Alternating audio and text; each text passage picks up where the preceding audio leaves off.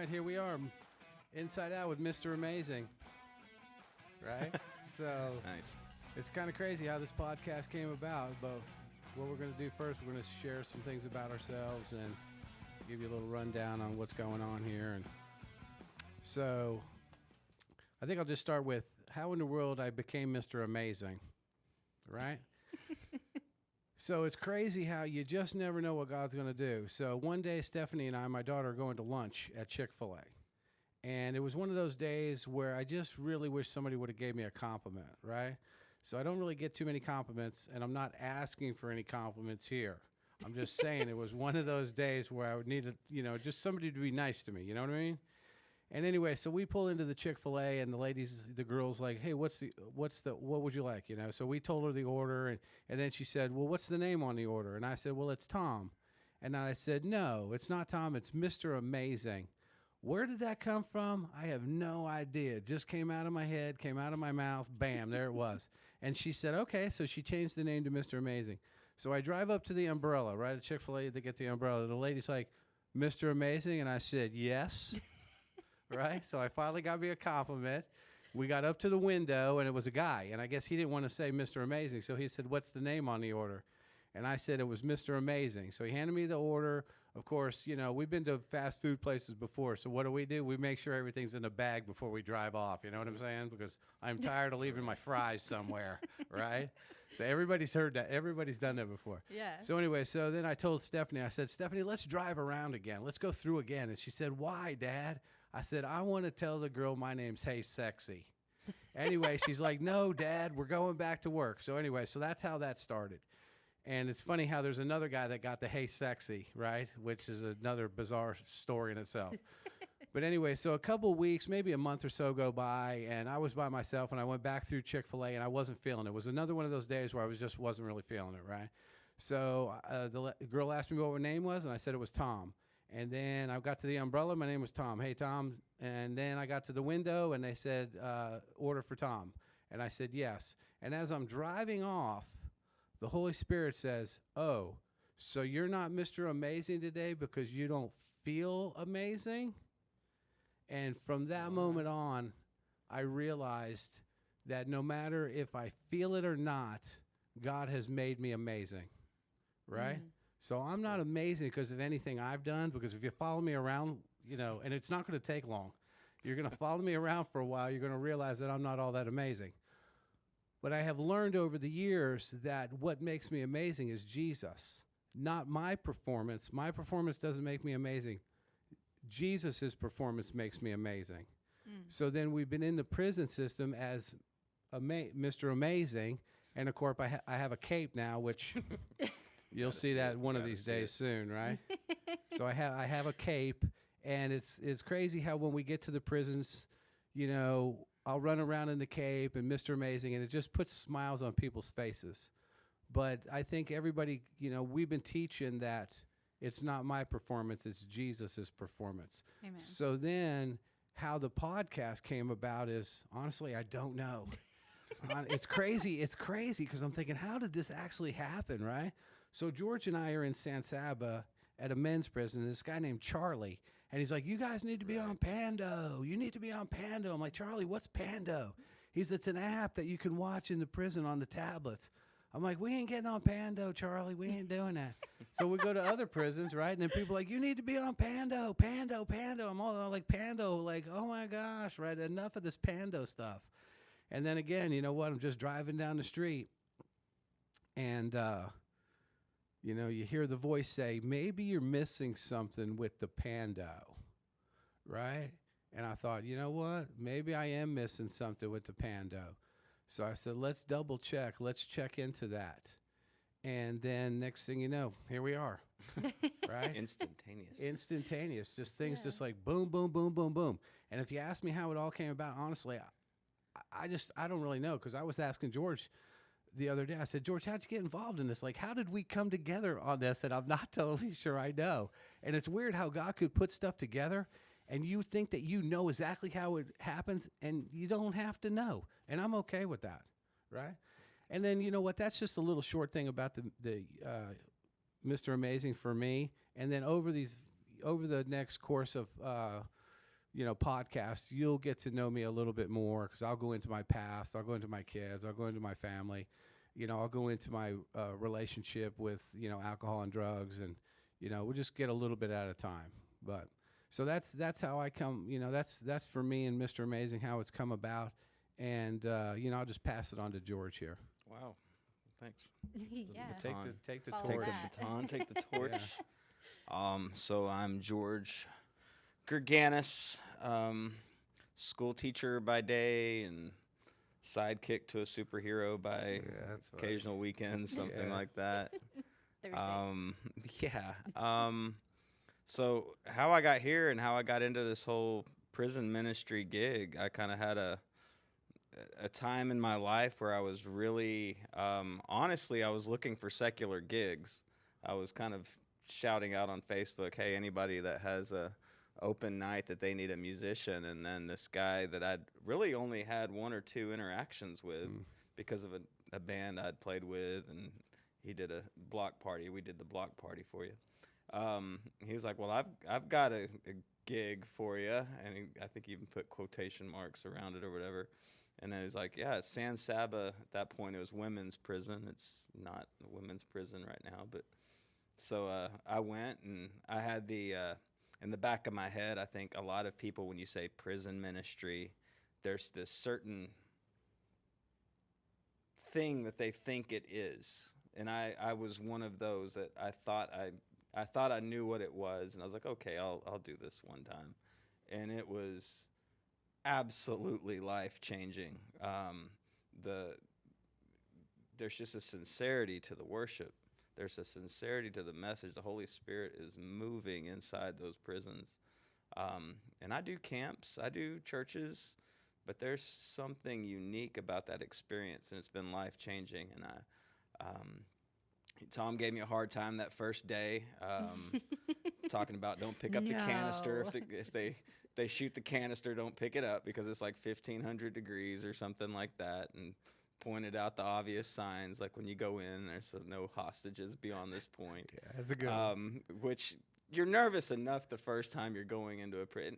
I'd gone a few years back with that band with Burgundy Road, but it was different when you don't have a team, and it was just Tom and me, and and I was not expecting the guard to just kind of leave the room. That was a unique experience. Yeah. And after about 5 minutes of being nervous and the worship started, it was just the most awesome experience I've ever had, and it continues to be every time I go in, to the point, even if I'm having just a horrible day, if it's a day that we're going into one of the prisons, it's like there was a time I might try to backtrack and be like, hey, maybe I can blow it off and find something. It's like now I'm like, no, this is where I absolutely need to be to work out whatever the issue is that I'm living through in that moment. So that kind of brings me here. The day we're recording this podcast, I'm 100 days sober. Good for you. And it's been a life-changing thing. Yeah, even someone who works in the ministry and does this, I struggle with things too.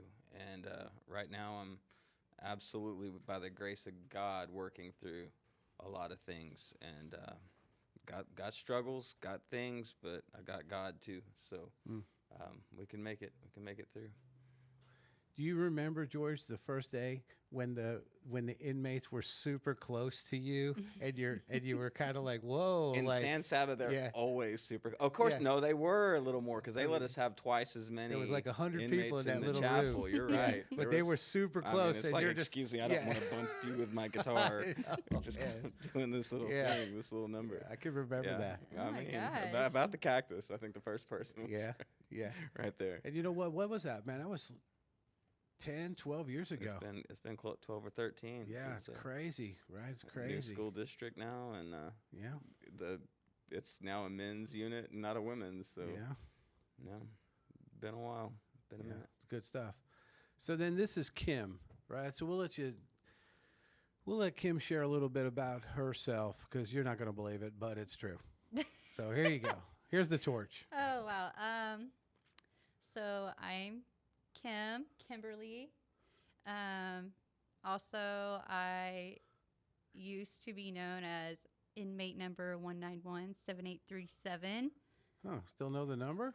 Yeah, so it's crazy because you're in TDCJ. Like, if you're on supervision, you're still considered a number. Like, you have to give your number still. So it's kind of like a thing. But, you know, my my story has been chaotic from day one, you know, like kind of just I was the cliche statistic where, you know, child is like raised in abusive, neglectful, traumatizing, drug addicted environment, and then they just like grow up and they take on that role as an adult themselves, and then they end up doing some stuff that, you know, is going to land them in some serious pits. And I've had many, many pits, and one of mine was my incarceration. I actually was incarcerated for something pretty serious, pretty traumatizing. It was a car accident, and it just changed the trajectory of my life. You know, I got sentenced to 25 years, 15 years stacked on top of a 10-year sentence. So it was like 25. But if I made parole on one, I was still going to have to sit in there. Wow.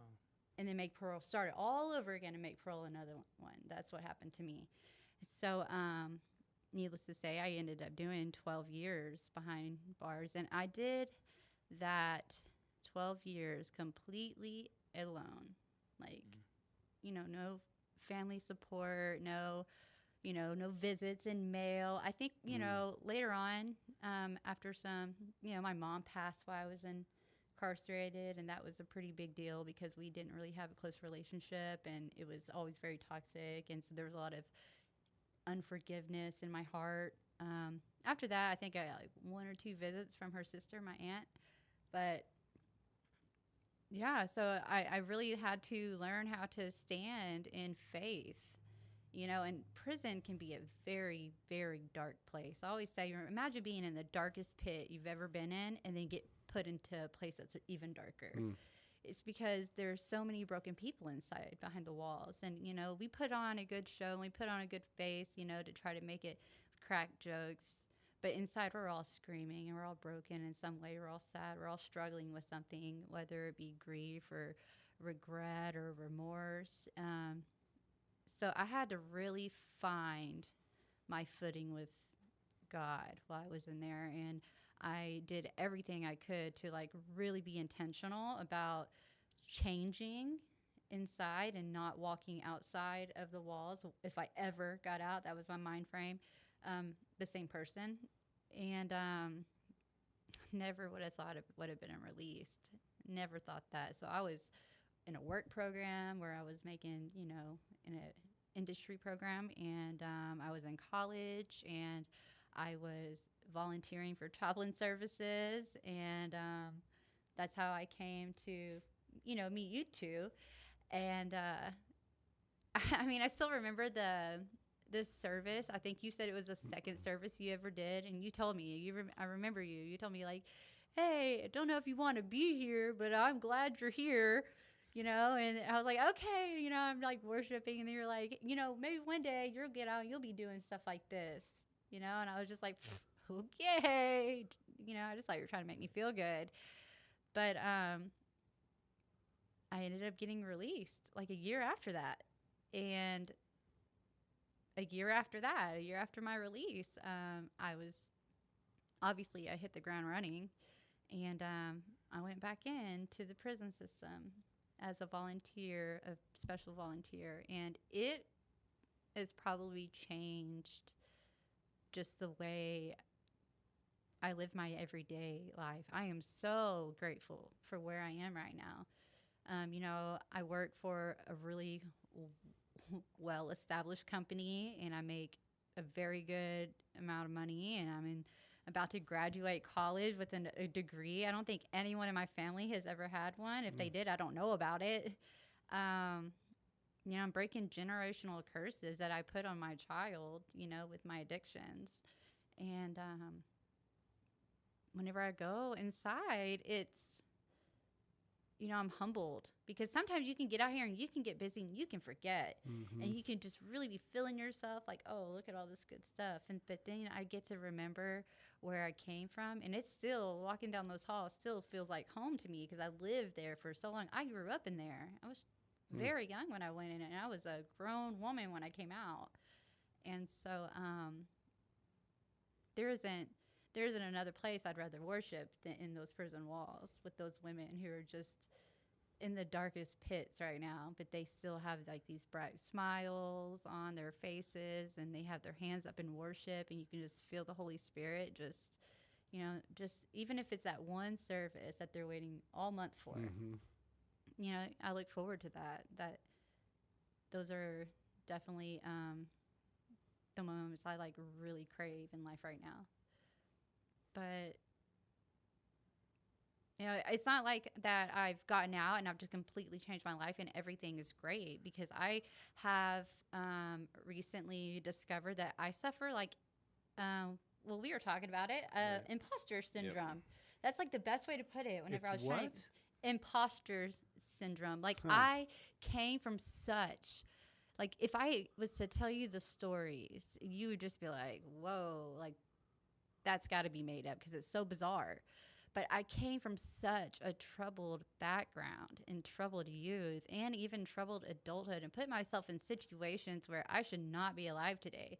And I've just lived my life in squalor and poverty and addiction, and that the life that I'm living now and being somewhere completely different where no one knows me, I feel like I am living a double life. Like I don't belong in the life I'm living right now. And I know that I do because I know what my God says about me. And I know that he is a restoring God. Mm-hmm. But just because everything's gotten better for me doesn't mean that everything's gotten better for me. Like, so it takes, every millisecond a day, I have to continue to like remember that I walk in his mercy and his grace, and that I do belong here, and that every good thing that I have in my life right now, that it's something I've worked hard for, and it's a gift that God's given me, has entrusted me with.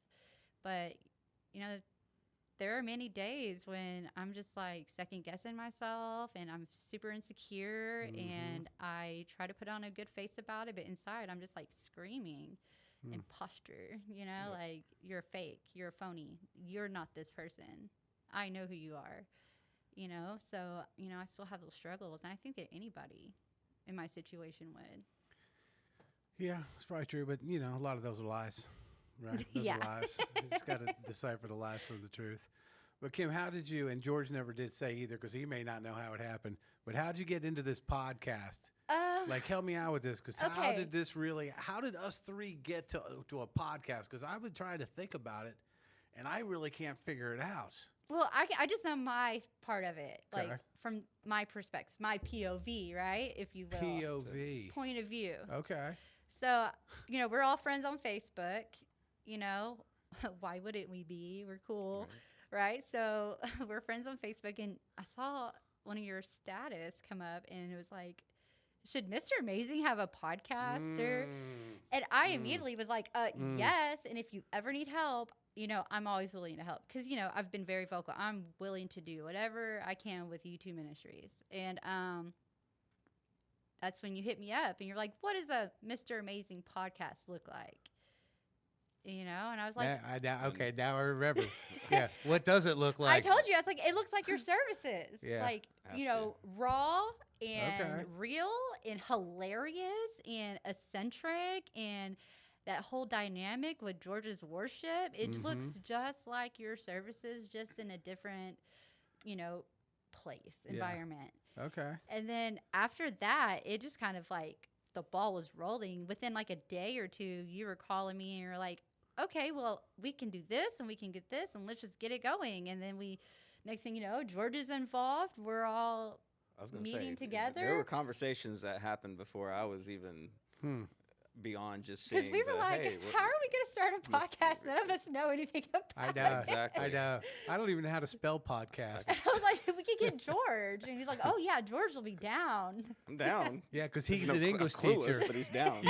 You know how to spell I stuff. can spell So it it's like, correctly. yeah, how do you spell Put that grammar podcast? right. Yeah. You know, and Right I on the never spot. would have thought I'd be sitting in a chair on the podcast. I thought like I would be like behind the scenes, you know, because I can do like computer and YouTube and like editing. I thought that would be me. Like maybe I had get to point my finger and be like, no, it doesn't look good. I didn't think I'd be in here talking. I thought I was going to be behind the scenes person, like I was at, you know, Like good old prison, Ben. techie girl. Like good old Ben. But nope, you're in front of the scenes. Yeah.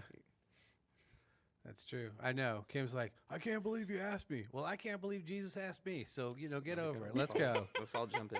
Let's all jump in. You know, I think it's good though because I think we all have like a pretty decent vibe. Yeah. Tom there's no doesn't doubt think I about it. understand his jokes. Yeah. He likes to Yeah, micromanage how we hang the paintings. Yeah. Oh, did he? Yeah. It's all right. It's kind George of is fun. cool with everyone. As long as y'all are forgiving when I'm late, going Yeah. through. It's all right. Anyway, so that's how the podcast came about. That's a little bit about us. And you know what? We're going to throw that out. And what do you think, man? We'll start our next episode